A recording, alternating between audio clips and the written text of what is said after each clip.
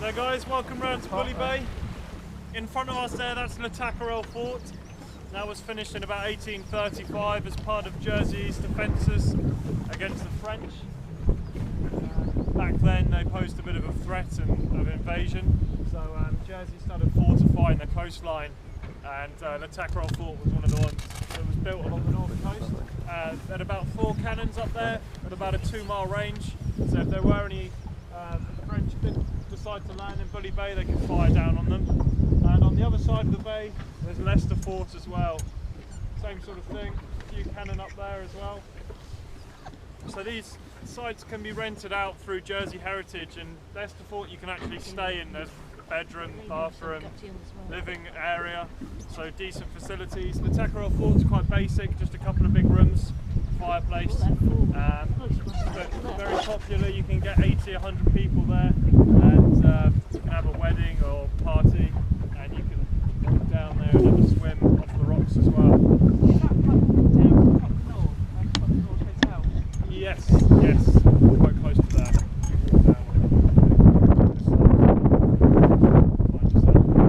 It's not open to the public. You've got to have the keys to get in.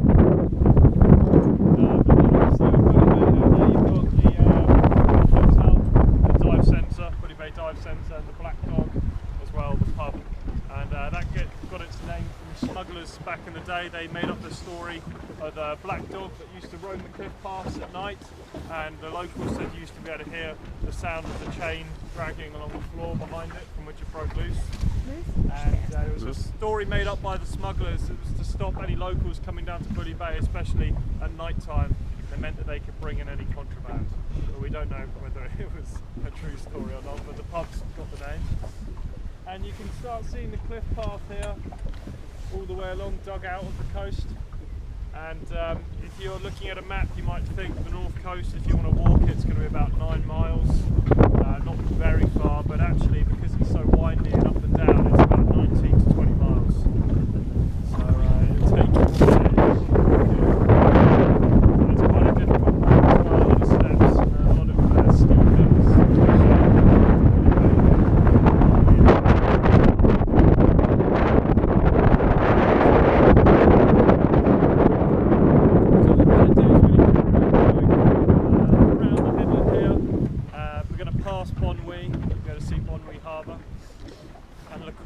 As well, and our next stop's going to be at Sorrel Point, Rone Point, and you'll see that just as we get round the point there. Yeah, as we're going along, I'll just point it out. There's not much point stopping, but just round the corner here, there's a little scout hut, and that was the only place which Allied forces landed during World War II.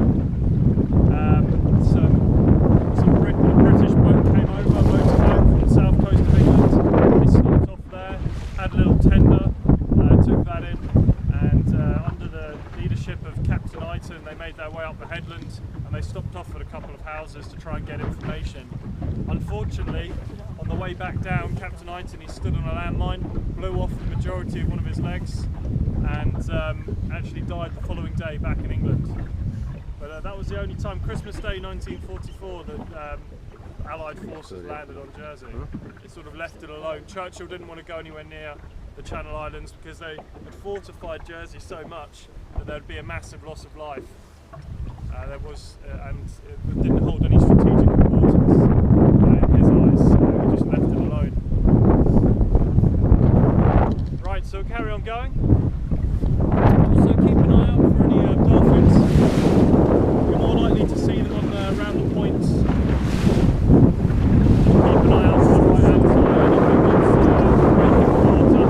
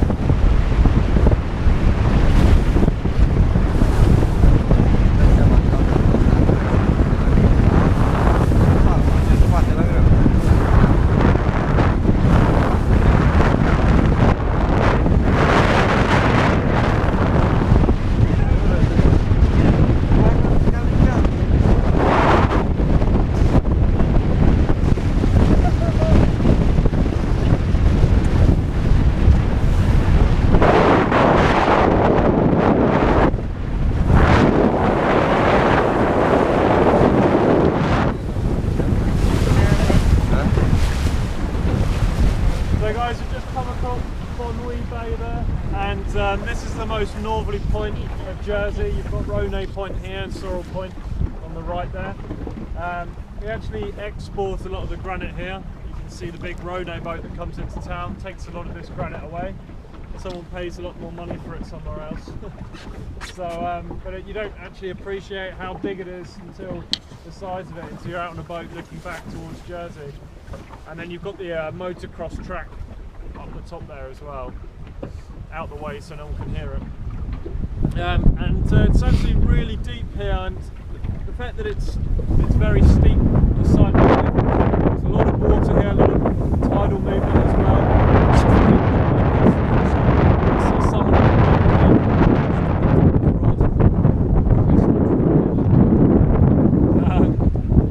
You get a lot of fish passing around the end here.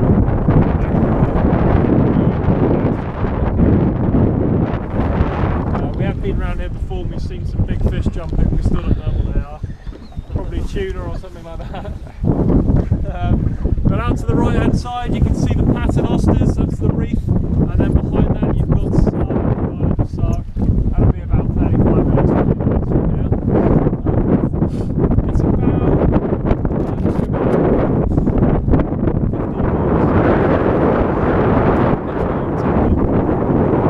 coast. But yeah, it doesn't take too